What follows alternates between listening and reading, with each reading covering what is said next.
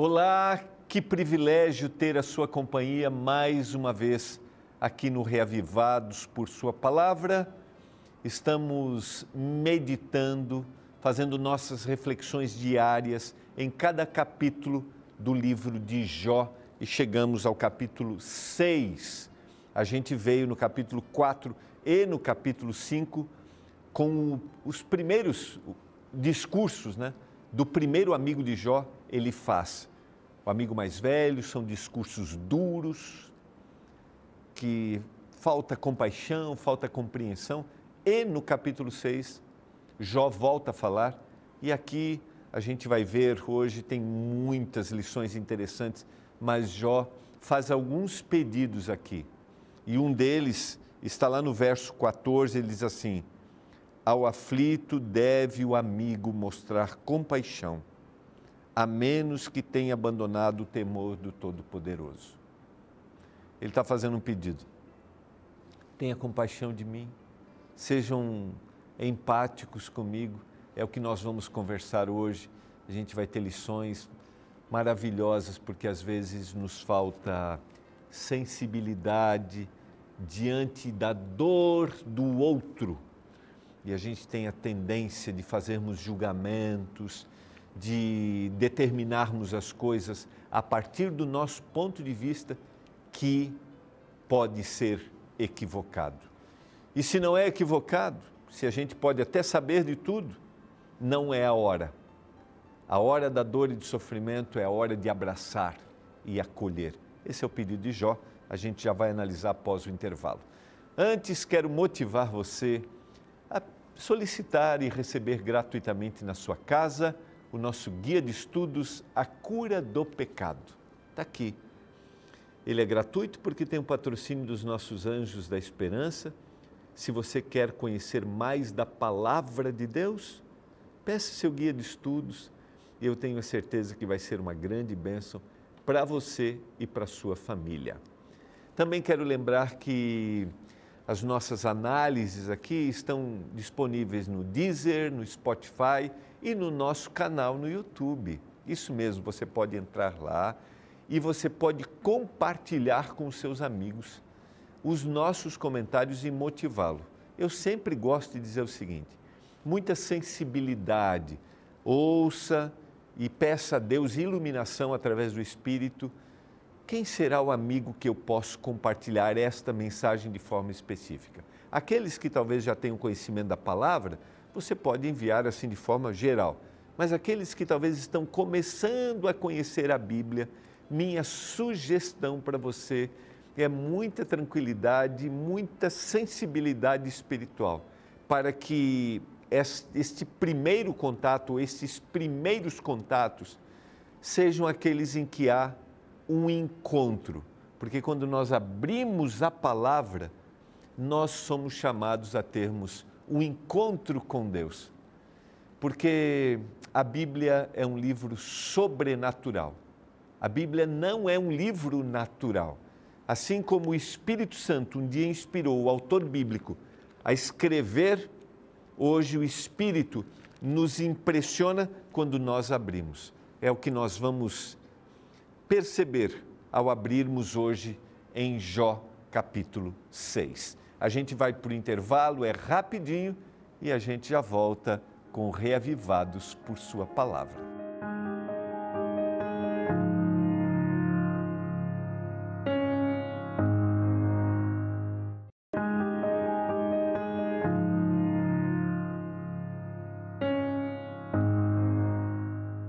Olá, você está acompanhando Reavivados por Sua Palavra. Nós estamos estudando o livro de Jó, nossas reflexões. Lembrando a você, eu citei, não deixa de enviar, entrar lá no YouTube e compartilhar com seus amigos as reflexões diárias que a gente faz da palavra. A palavra transforma corações. Chegamos ao capítulo 6 e agora Jó volta a falar. Lá no capítulo 3, Jó fez a sua apresentação diante da sua dor e do seu sofrimento, da perda material e agora o sofrimento físico. Ele faz todo o seu questionamento a Deus questiona a criação de Deus, por que que o Senhor criou tudo isso, por que que eu fui criado, amaldiçoa o dia do seu nascimento, e aí os amigos começam a fazer os discursos para contestar tudo que Jó está dizendo. Lembrando que havia uma base de crença a respeito do sofrimento, que era alguém sofre porque está fazendo alguma coisa de errado. E os amigos começam, né, o amigo mais velho começa com esse discurso, Jó, você tem que confessar. Ontem a gente analisou o capítulo 5, quando o amigo diz assim, conta para Deus tudo, Jó, que sua vida vai ser transformada. Queria dizer para você que essa é uma visão muito limitada a respeito da própria vida, porque eu e você conhecemos gente que é fiel, que se dedica a Deus, gente que procura fazer o que é correto, mas também passa por dor e sofrimento. Talvez estou falando para você que vive essa situação. E agora Jó vai começar a fazer seu discurso e ele vai fazer alguns pedidos. Eu quero ler alguns versos e depois analisar esses pedidos. Ele começa assim. Então respondeu Jó, no verso 1, ó, se a minha queixa de fato se pesasse, e contra ela numa balança se pusesse a minha miséria, esta na verdade pesaria mais do que a areia dos mares. Por isso é que as minhas palavras foram precipitadas. Ele começa dizendo assim, olha, se vocês entendessem, se vocês na realidade soubessem o que eu estou passando, por isso que eu fiz todo esse desabafo. Então ele já começa colocando Elifaz assim, Elifaz, considera tudo que você está falando, Elifaz, porque você não sabe o que eu estou sentindo, você não sabe o que está no meu coração. Aí é o grande desafio, né, da empatia, do colocar-se no lugar do outro, né? É a compaixão. E esses dias eu li uma frase, até anotei aqui na minha Bíblia, compaixão é sentir sua dor no meu coração, disse uma vez uma criança para alguém. Compaixão é sentir a sua dor no meu coração. Em outras palavras, Jó está começando seu contra-argumento com Elifaz, dizendo assim, sinta, Elifaz, a minha dor no seu coração, daí você não ia falar o que você falou. A sequência, porque as flechas do Todo-Poderoso estão em mim cravadas, e o meu espírito sorve o veneno delas. Os temores de Deus se arregimentam contra mim.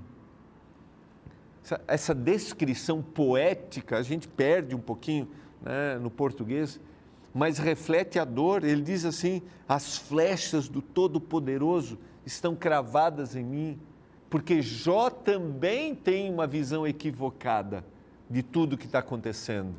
E eu citei isso lá no início, e Jó vai concluir o livro, vai concluir a história, sem saber exatamente o que aconteceu com ele. É a vida, sabe? É a vida muitas vezes como ela é. A gente não sabe todas as razões porque as coisas acontecem. E querer explicá-las é aumentar ainda mais a dor. Por isso a confiança é o caminho. E ele vai fazendo descrição, né? Verso 5, por exemplo. Zurrará o jumento montês junto à relva? Ou mugirá o boi junto à forragem? Quem está bem vai ficar reclamando? É isso que ele está dizendo? Não, eu estou fazendo isso porque está insuportável. No verso 8 ele vai dizer, quem dera que se cumprisse o meu pedido e que Deus me concedesse o meu anelo. Lembra? Ele vai depois, na sequência, enfatizar ainda mais isso. Por que eu nasci? Por que eu estou vivendo? É insuportável essa dor. Lá no verso 10 ele diz, isto ainda seria a minha consolação. Vou ler o verso 9, que fosse do agrado de Deus esmagar-me e que soltasse a sua mão e acabasse comigo. Isto seria a minha consolação. Me mata, Senhor. Não estou suportando, me mata. e saltaria de contente a minha dor, que ele não poupa, porque não tenho negado as palavras do santo. Por que esperar se já tenho forças? Por que prolongar a vida se o meu fim é certo? A gente vai analisar um pouquinho mais para frente essa palavra aqui, a palavra esperar no livro de Jó. Ela se aplica de uma forma muito interessante. A palavra originalmente ela dá a ideia, ela vem de um substantivo que é um fio esticado, como uma corda. Ele não tem mais essa esperança, sabe, ele não vê o final, ele não consegue suportar, porque a esperança é o fio esticado, mas ele não vê, ele não tem mais ele não vê o final, ele não vê solução. E a gente vai analisar isso um pouquinho mais para frente, como a perda dessa esperança faz com que Jó chegue ao desespero, à angústia. É que o que talvez acontece com a gente.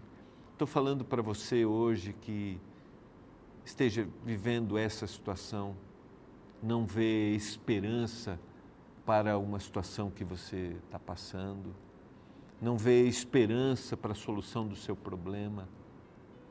Quero dizer que ao longo de todo o livro de Jó, Deus ouve e Ele está do lado. Por isso que Jó vai suportando. E lá no final, Deus vai falar com Jó. É interessante que Deus vai fazer 77 perguntas para Jó. E Jó não vai conseguir responder nenhuma, porque aí Jó vai compreender. Mas isso é mais para frente, tá? Isso é lá para frente. Vamos continuar aqui no verso 14, que é o pedido agora, o pedido de Jó para o seu amigo. Ao aflito deve o amigo mostrar compaixão, a menos que tenha abandonado o temor do Todo-Poderoso. Então aqui ele faz o primeiro pedido. Por favor, tenham compaixão de mim. Sintam a minha dor. Tenham empatia comigo. Se coloquem no meu lugar. E ele vai fazendo a descrição disso. E lá no verso 34 ele faz um outro pedido. Ou melhor, no verso 24. Ensinai-me e eu me calarei. Dai-me a entender em que eu tenho errado. Por favor, tenham compaixão de mim e me ensinem, me ajudem a entender. Não acusem, não me acusem. E ele disse, né, eu não me aparto da palavra. Eu sei o que eu estou fazendo, eu sou fiel a esse Deus. Por favor, me ensinem, me esclareçam, mas não acusem a situação em que eu estou vivendo. Não me acusem para que essa dor seja ainda maior. Verso 25 ele diz, ó, como são persuasivas as palavras retas, mas que é que repreende a vossa repreensão? O que está valendo tudo que vocês estão falando? As palavras retas são persuasivas, mas aquilo que vocês estão fazendo não tem significado nenhum. Você sabe que naturalmente o indivíduo que sofre, ele gasta suas energias emocionais, sabe? Suas energias mentais, né? Para suportar aquela dor. Eu estou falando para você que talvez ao final de cada dia tem chegado esgotado, fatigado, emocionalmente, mentalmente, porque você enfrenta, eu já citei aqui, talvez uma peregrinação de casa para o hospital, de uma receita, de um novo medicamento, de um novo tratamento, e isso para você parece ser insuportável. Estou falando para você que talvez acompanhe alguém assim, você tem alguém em casa que está doente, você sabe quanto isto te fatiga, te consome. E diante de toda esta fadiga, todo esse desgaste, vem alguém e diz o que não sabe. Jó está dizendo assim, não façam isso comigo. Verso 26, acaso pensais em reprovar as minhas palavras, ditas por um desesperado ao vento? Vocês acham que eu não estou falando uma coisa sem sentido? Vocês acham que tem sentido, tem significado isso? Até sobre o órfão lançareis sorte e especularíeis com o vosso amigo? Vocês estão especulando minha vida. Me impressiona a lucidez mental de Jó, em poder argumentar claramente, mesmo diante dessa situação. E estão dizendo assim, vocês estão especulando, estão deduzindo o que eu estou fazendo? Não façam isso. Agora, pois, se sois servidos, verso 28, olha que pedido lindo, olha que pedido maravilhoso.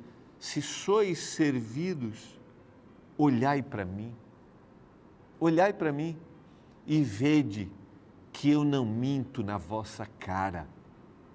Que discurso, que fala de alguém que está certo do que está fazendo, alguém que está sendo sincero diante de Deus.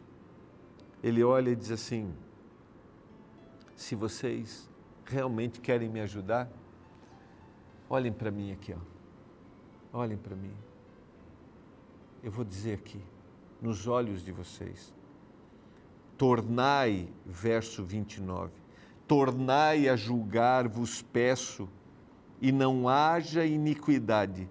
Tornai, repete, a julgar, e a justiça da minha causa triunfará. Ele está dizendo, por favor, façam aquilo que é correto, estejam comigo, mas acreditem em mim, eu estou sendo sincero com eles. Eu sempre fico imaginando, eu não sei se você já assistiu um filme que você desejou outro final. Não sei se já aconteceu isso contigo. Eu já assisti um filme pela segunda vez, alguns, né, que eu gostaria que fosse outro final. Mas nem sempre é outro final. E eu fico aqui imaginando, como seria a descrição do livro se os amigos realmente tivessem ouvido Jó? Tá bom, Jó, a gente vai dar um voto de confiança para você, tá? Vamos ficar do seu lado aqui, vamos procurar, vamos entender junto. Ou vamos pelo menos conversar com Deus, não vamos procurar entender porque talvez a gente nem tenha explicação, mas vamos ficar junto aqui confiando em Deus, porque o Senhor será contigo. Como seria? Como seria? Não sabemos, né? Não sabemos. Mas aqui vem a lição para mim e para você.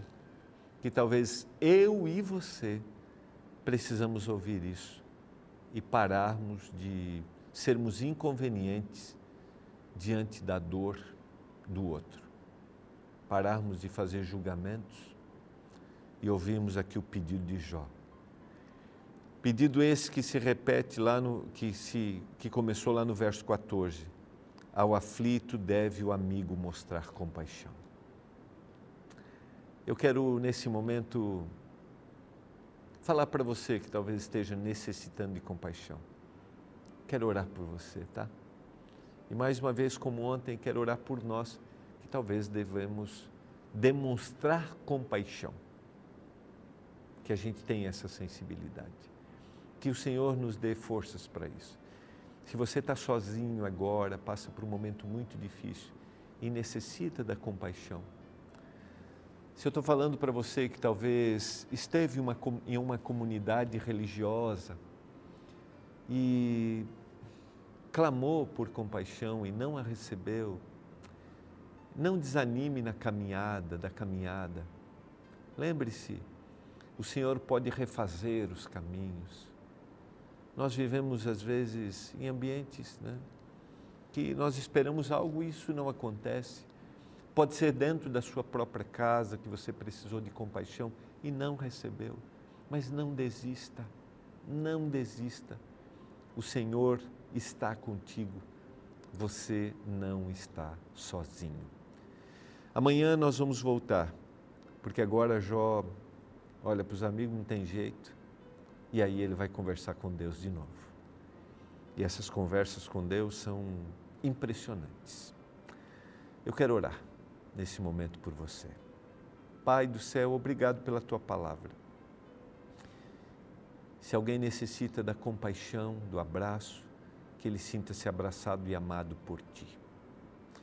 E que o Senhor nos dê também condições de termos compaixão com aqueles que vivem ao nosso redor. Eu suplico, em nome de Jesus. Amém. Foi muito bom ter a sua companhia, a gente estar junto aqui mais uma vez e nós nos encontramos amanhã em mais um Reavivados por Sua Palavra. O pensador Confúcio afirmou certa vez: para conhecermos os amigos, é necessário passar pelo sucesso e pela desgraça. No sucesso verificamos a quantidade e na desgraça, a qualidade. Esse pensamento revela um tipo de sociedade utilitarista, na qual o valor das pessoas geralmente é medido pelo que elas têm a oferecer para os outros. Em outras palavras, o que você tem ou o que você faz é mais importante do que de fato você é. E infelizmente se torna cada vez mais comum o surgimento de pessoas que gostam não de você, mas do que você faz ou do que você tem. Então, neste contexto, para se descobrir um amigo de verdade, basta se perguntar: essa pessoa ainda gostaria de mim da mesma forma se porventura eu não tivesse os mesmos benefícios para oferecer atualmente? Sabe, a verdade é que se alguém deixasse de gostar de você no momento no qual você perde alguma coisa, na verdade tal indivíduo não gosta de você, mas apenas do que você tinha. Esta verdade é ilustrada no capítulo 6 do livro de Jó. Nesta sessão encontramos o protagonista se sentindo solitário e sem amigos.